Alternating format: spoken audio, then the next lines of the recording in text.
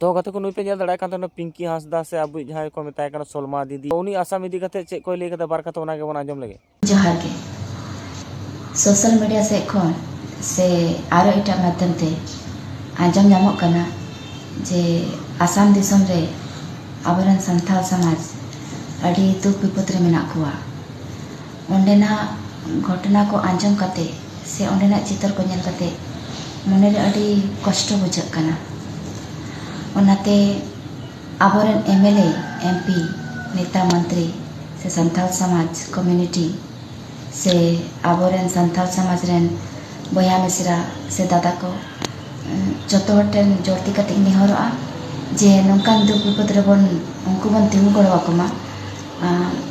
बुद्धि विवेक ते होयु से टाका पैसा ते होयु जहाना तेगे होयु मेनखान बन तिंगु गड़वा को मा एनखान मा मेन कते गे